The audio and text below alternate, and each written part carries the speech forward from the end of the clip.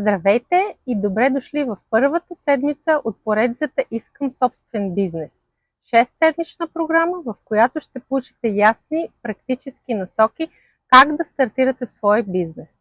Ще използваме истински примери от света на бизнеса, ще разберем какви са първите стъпки за стартиране на собствен бизнес, ще отговорим на въпросите ви и ще ви дадем насоки, които ще ви помогнат да стартирате успешно. Днес ще поговорим за нещо, което много хора подценяват, но то е в основата на всеки успешен бизнес. Бизнесът не започва с продукт, започва с проблем или предизвикателство. Не е важно какво искате да продавате, важно е какъв проблем можете да разрешите за друг човек, за дадена общност, какво е предизвикателството, което стои пред тях и как вие можете да помогнете. А още по-добре е, ако този проблем ви е познат лично. Ще започна с пример за успешен бизнес, който решава проблем и за който съм сигурна, че вече сте чували. Двама приятели в Сан-Франциско не можели да си платят наема.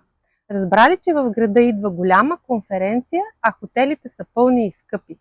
Сложили 3 надуваеми дюшека в хола си и ги предложили онлайн на гости. Така се ражда Airbnb, платформа за нощувки. Днес бизнес за милиарди. Ражда се не от идеята за платформа, а от наблюдение и осъзнаване на реален човешки проблем. Няма място за спане. Твърде скъпо. Хората търсят алтернатива. Истинските бизнеси не започват от искам да продавам, а от знам нещо, което е трудно за много хора и знам как мога да помогна. Ще ви дам още няколко примера, за да видите как изглежда това в реалния живот. Ако сте майки, минали през усещане за вина, че нямате време за игра с детето си, можете да създадете нещо, което други майки ще разберат веднага. Например, кратки идеи за смислено време с децата без особено усилие. Ако години наред сте се борили с това да намерите 30 минути или час на ден за себе си и сте намерили начин, практика, навик, ритуал, можете да го превърнете в услуга, мини-програма или съдържание. Книжка, например. Ако сте живели в чужбина и сте се чувствали сами и изолирани, знаете колко трудно е да се намери подходяща социална среда. Вашата лична история може да бъде основа за общност, услуга, приложение или ресурс за други като вас.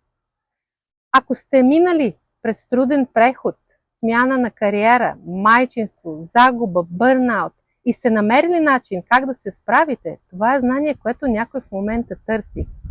Ако сте развили умения в хранене, полезни навици, организация, бюджетиране, намиране на спокойствие, всеки един от тези аспекти може да стане стойност за друг човек, който тепърва се учи. Ето още един реален пример за успешен бизнес. Какво представлява Hello Alfred?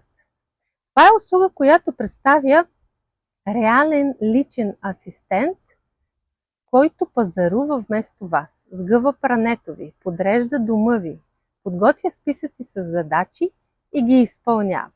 Услугата комбинира технология и реален човек, който идва в дома седмично и изпълнява предварително уточнените задачи.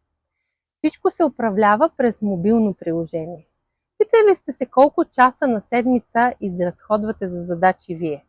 Аз лично изразходвам минимум 8 часа. Това е почти един цял ден от само 7 дни в седмицата. Семейната жена с 2 деца изразходва средно около 15-20 часа за домакински задачи на седмица. Hello Alfred казва: ние се грижим за вашите битови задачи, за да можете вие да се фокусирате върху важните за вас неща. А сега, нека да видим какви са предизвикателствата, които вие можете да разрешите. Практическата задача за тази седмица е: направете списък с 5 проблема, които забелязвате около себе си. Това може да е нещо, което хората често споделят като трудност, нещо, за което се оплакват. Може да е на работа, вкъщи, в социалните мрежи, може да е нещо, с което вие се борите, но не сте и помислили, че може да сте част от решението. За всеки от тези 5 проблема, трудности или предизвикателства, отговорете на въпросите. Първо, имам ли личен опит, свързан с този проблем? Минавала ли съм по този път? Знам ли как се чувства човекът, който преживява това? Мога ли да предложа решение на този проблем? След като направите списъка, споделете един или повече от проблемите в коментарите под този пост, заедно с решението. Аз ще го прочета и ще ви дам обратна връзка.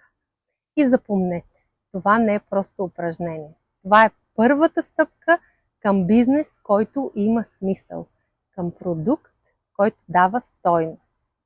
А смислените бизнеси растат с лекота. Приканвам всички да участват с съвет, мнение, споделяне на опит в коментарите. Нека си бъдем взаимно полезни.